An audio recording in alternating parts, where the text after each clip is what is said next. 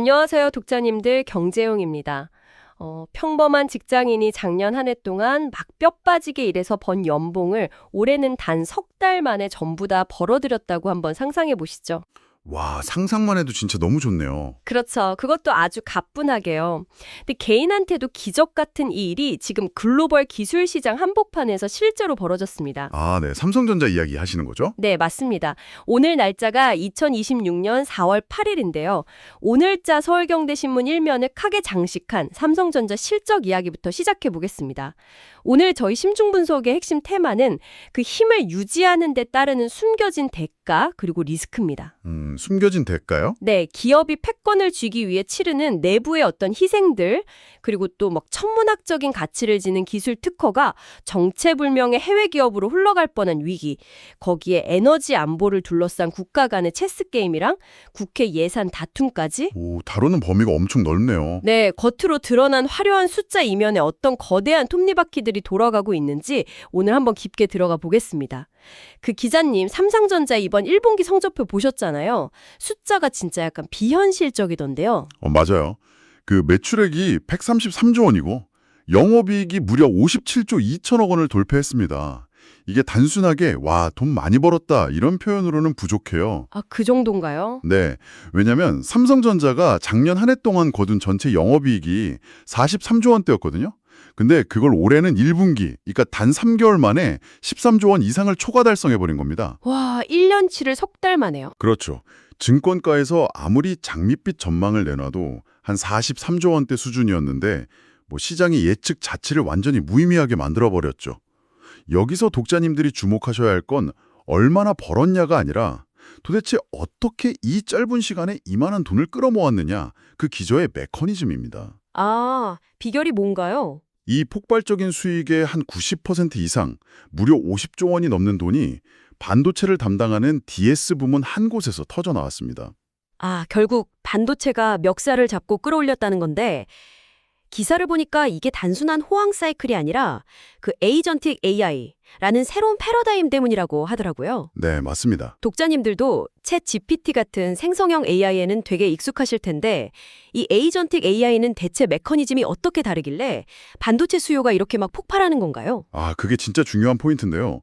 기존의 생성형 AI는 우리가 질문을 던지면 대답을 하고 딱 멈춥니다. 즉, 일회성 연산인 거죠. 네, 그렇죠. 묻고 답하고 끝. 네. 근데 에이전틱 AI는 이름 그대로 스스로 판단하고 행동하는 일종의 대리인입니다. 예를 들어서 다음 달 뉴욕 출장 일정을 짜고 비행기랑 숙소로 예약해줘. 이렇게 명령을 하면요. 네. AI가 스스로 항공사 서버에 접속해서 가격을 비교하고 호텔 위치 찾고 자기 예산에 맞는지 스스로 추론하고 수정하는 과정을 사람이 개입하지 않아도 끊임없이 반복합니다. 아, 그러니까 뇌가 한 번 생각하고 마는 게 아니라 목표를 달성할 때까지 24시간 내내 자기들끼리 연산을 돌린다는 뜻이군요. 정확합니다. 이렇게 무한히 반복되는 추론 과정을 감당하려면 데이터를 임시로 저장하고 아주 빠르게 꺼내 쓰는 공간, 즉 디램 같은 메모리 반도체가 기하급수적으로 필요해지는 거죠. 아, 그래서 글로벌 빅테크 기업들이 지금 데이터 센터를 미친 듯이 짓고 있잖아요. 맞아요. 거기에 메모리 반도체 수요가 거의 블랙홀처럼 빨려 들어간 겁니다. 그 결과로 단 1분기 만에 디램 가격은 약 40%, 데이터를 영구 저장하는 낸드 플래시는 무려 208%나 복등하는 초유의 사태가 벌어진 거죠. 와, 208%요? 근데 기자님, 여기서 제 머릿속에 바로 약간 모순이 하나 떠오르는데요? 네, 어떤 거죠? 삼성이 반도체 부문에서 그렇게 칩 가격을 올려받으면서 떼돈을 벌었다면 정작 그 칩을 사서 스마트폰이나 태블릿을 만들어 팔아야 하는 삼성의 스마트폰 사업부, 즉 DX 부문은 완전히 직격탄을 맞은 거 아닌가요? 결국 약간 제 살 깎아먹기 아닙니까? 그 지점이 바로 거대한 기업이 패권을 유지하기 위해 감수해야 하는 숨겨진 대가입니다. 칩 가격이 오르면 애플 같은 경쟁사도 당연히 힘들지만 삼성의 자체 스마트폰 사업부 역시 어마어마한 원가 상승 압박을 고스란히 받게 되거든요. 아, 그렇겠네요. 한 지붕 아래 있어도 부서가 다르니까요. 근데 실제로 이번 실적을 뜯어보면 모바일과 가전을 담당하는 DX 부문의 영업이익은 전년 대비 오히려 한 7%가량 감소해서 4조 원 안팎으로 쪼그라들었습니다. 아이고, 거기는 우울하겠네요. 네, 게다가 반도체 부문 내부에서도 빛과 그림자가 극명하게 갈렸는데요. 회로를 아주 미세하게 깎아내는 최첨단 기술인 선단 공정, 그러니까 바운드리 위탁 생산 부문에서는 오히려 1조 5천억 원 규모의 적자가 났습니다. 아, 반도체 안에서도 적자 나는 곳이 있군요. 불량품 없이 양품이 나오는 비율인 수율을 끌어올리는데 지금 애를 먹고 있기 때문이죠. 결과적으로 메모리에서 번 그 막대한 돈으로 이 적자를 메우면서 미래기술 투자를 강행하고 있는 셈입니다. 이번에 이동이 벌어지고 있군요. 그럼에도 불구하고 이 모든 손실을 상쇄하고도 남을 만큼 메모리가 돈을 벌어다 줘서 이번 분기에 구글 모회사인 알파벳 수익을 단숨에 제치고 글로벌 탑4에 들어갔다는 거잖아요. 네, 그렇습니다. 진짜 무서운 속도죠. 심지어 올 하반기부터는 데이터 전송 통로를 획기적으로 넓힌 6세대 고대역폭 메모리 HBM4가 본격적으로 납품되기 시작하거든요. 단가가 훨씬 비싼 제품이죠. 맞아요. 이 흐름이 나면 내년에는 엔비디아마저 제치고 세계 1위 기업으로 도약할 수 있다는 분석이 나옵니다. 네, 이렇게 삼성이 보여주듯이 압도적인 기술력은 곧 천문학적인 자본력으로 직결되는데요. 그렇기 때문에 이 기술, 즉 지식재산권을 방어하는 건 회사에 거의 존망이 걸린 문제입니다. 그렇죠. 보안이 생명이니까요. 네, 근데 이번에는 되게 미심쩍은 특허 유출 논란을 하나 짚어보겠습니다. 서울경제신문 단독 기사에 따르면 국내 기업인 삼천당제약이 개발한 핵심 플랫폼 기술이 대만의 서밋바이오테크라는 좀 낯선 기업 이름으로 특허 출원되었다고 합니다. 대체 이 기술이 뭐길래 이런 일이 벌어진 건가요? 문제가 된 기술은 에스파스라는 경구용 제형 플랫폼인데요. 아주 쉽게 말해서 주사로 찔러서 맞아야 하는 약을 알약처럼 입으로 먹을 수 있게 바꿔주는 마법 같은 기술입니다. 아, 먹는 약으로요? 네, 이 기술의 핵심은 미셀 복합체라는 구조에 있습니다. 잠깐만요. 우리가 당뇨병 환자들이 맞는 인슐린이나 아니면 요즘 유행하는 비만 치료제들 있잖아요. 삭센다나 위고비 같은 거. 네네. 그런 약들을 굴이 아프게 주사로 맞는 이유가 그걸 입으로 먹으면 위산에다 녹아서 파괴되기 때문이잖아요. 맞아요. 약효가 사라지죠. 그럼 이 미셀 복합체라는 게 일종의 트로이의 목마 같은 건가요? 위산이라는 적군을 피해서 약효를 장까지 안전하게 몰래 운반해주는 캡슐 같은 건 말입니다. 와, 아주 완벽한 비유입니다. 인슐린 같은 성분은 위산에 닿는 순간 흔적도 없이 분해돼 버리거든요. 근데 미셀 복합체는 물을 좋아하는 부분과 기름을 좋아하는 부분이 결합된 아주 미세한 나노 입자 구조로 되어 있어서 약물 성분을 중심에 품고 외부의 강력한 위산 공격을 방어해냅니다. 아, 뚫리지 않은 방패막을 치는 거군요. 네, 장에 도달할 때까지 그 트로이의 목마 안에 약물을 안전하게 보호하다가 딱 흡수되어야 할 위치에서 정확히 성분을 방출하는 거죠. 전 세계 제약사들이 이 메커니즘을 완성하려고 사활을 걸고 있는데 삼천당 제약이 이 기술로 동물 실험에서 성공적인 결과를 얻어낸 겁니다. 와, 진짜 글로벌 제약시장 판도를 바꿀 수 있는 황금알 낳는 거위네요. 그럼 보안이 무조건 생명일 텐데 왜 엉뚱하게 대만 기업 이름으로 특허가 나간 건가요? 그 부분이 논란인데요. 기사를 보면 삼천당 측은 서밋이 단순한 해외 협력 연구소 중 하나일 뿐이고 연구 비용도 삼천당이 전액 다 냈으니까 특허권은 100% 자기들한테 있다고 해명은 했거든요. 네, 그렇게 밝혔죠. 하지만 독자님들도 지금 속으로 약간 계산기 두드려 보실 텐데 이 대만 기업의 자본 총액이 고작 22억 원입니다. 서울 아파트 한 채 가격도 안 되는 돈인데 이런 영세한 규모로 그 복잡한 바이오 플랫폼의 글로벌 임상을 주도하는 연구소라는 게 솔직히 상식적으로 납득이 안 가거든요. 시장에서 가장 강하게 의구심을 표하는 지점이 바로 그겁니다. 바이오 신약이나 이런 플랫폼 기술 특허 출원 과정은요, 진짜 엄청난 자본과 인력이 투입되는 전쟁이거든요. 돈이 엄청 깨리잖아요. 네, 기사에서도 비교 사례로 나왔지만 국내 제약사 ABL 바이오가 미국에서 임상 진행하려고 세운 자회사 하나에만 초기에 276억 원을 투입했습니다. 276억 원이요. 비교가 확 되네요. 네, 그런데 자본금 22억 원짜리, 심지어 주소지를 찾아보니까 대만의 한 오피스 빌딩 18층으로 되어 있는 실체 없는 기업 이름으로 회사의 명운이 걸린 핵심 특허가 유럽연합특허청에 제출됐다. 좀 이상하죠? 네, 이건 기업의 IP 관리에 심각한 구멍이 뚫렸거나 아니면 우리가 모르는 숨겨진 이면 계약이 있는 것 아니냐, 이런 합리적인 의심을 피하기 어렵습니다. 기술을 개발하는 것만큼이나 그걸 담아둘 금고를 관리하는 게 얼마나 중요한지 보여주는 사건이죠. 아, 결국 힘의 원천인 기술을 아무리 잘 만들어도 엉성한 시스템에 맡기면 언제든 뺏길 수 있다는 리스크네요. 맞습니다.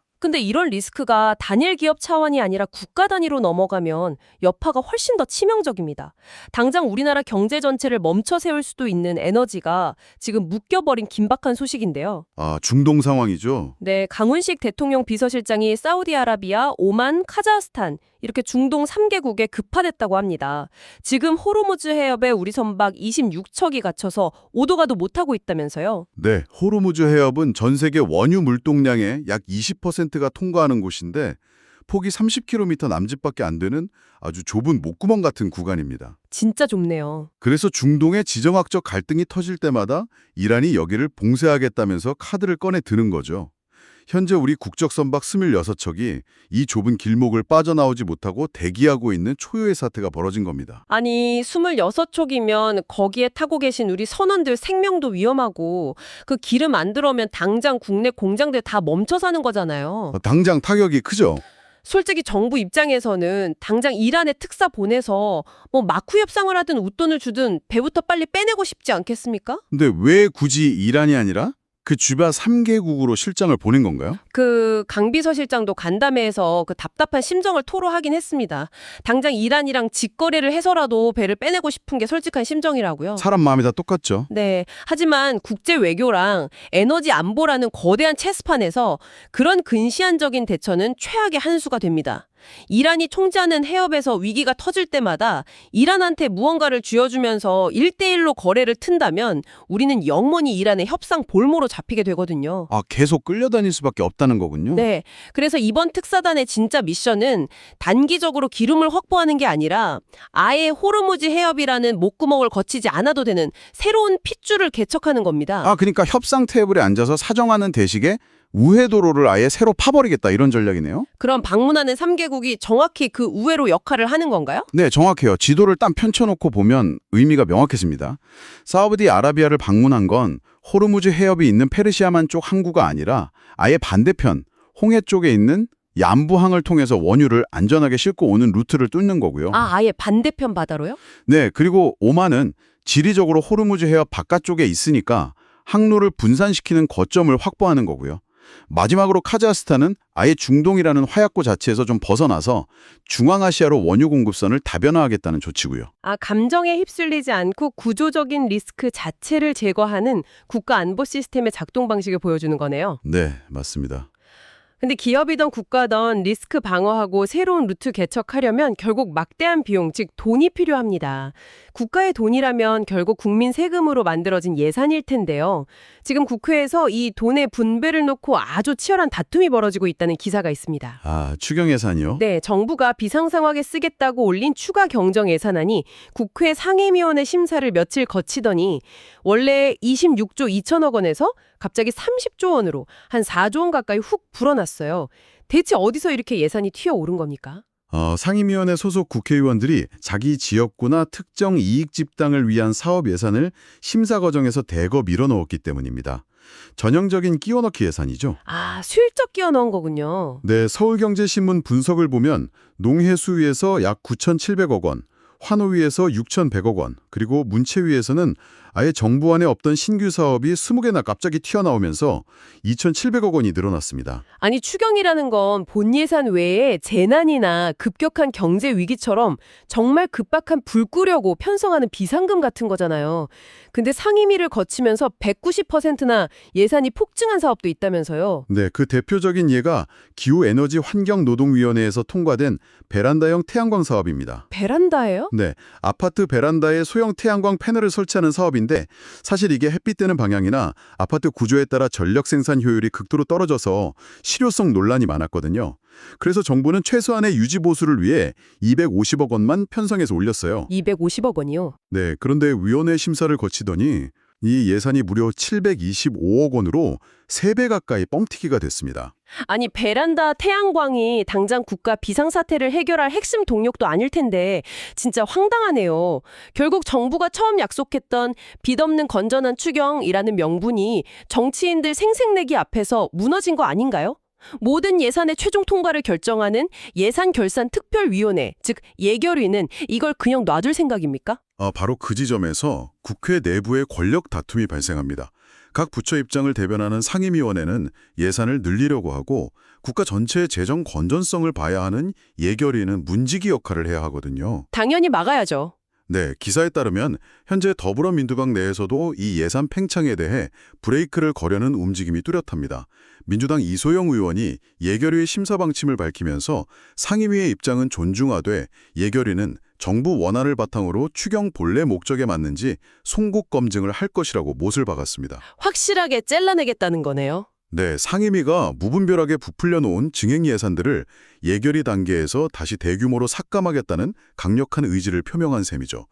그 반도체로 수십조를 단숨에 벌어들이는 초일류 기업의 역동성, 그리고 투명하지 않은 해외 기업에 노출된 핵심 바이오 기술의 취약점, 또 호르무즈 해협 우회하려고 지도를 새로 그리는 외교전, 이랑 무너지는 재정 원칙 지키기 위한 국회의 삭감 전쟁까지. 정말 많은 일이 일어나고 있네요. 네, 오늘 우리가 살펴본 이 모든 이슈들이 겉보기엔 다 다른 뉴스 같지만 결국 하나의 거대한 진실을 가리키고 있습니다. 힘을 얻는 것보다 그 힘을 둘러싼 청구소를 어떻게 감당하고 방어할 것인가가 생존을 결정한다는 사실이죠. 독자님들의 자산과 커리어라는 영토를 지키기 위해 지금 여러분은 어떤 우회로를 파고 계십니까? 지금까지 서울경제신문 일면 주요 경제 이슈와 예산 결산 주제에 대해 다뤘습니다. 네, 다음에도 빠른 소식으로 찾아뵙겠습니다. 감사합니다. 지금까지 서울경제신문 경제용이었습니다. 감사합니다.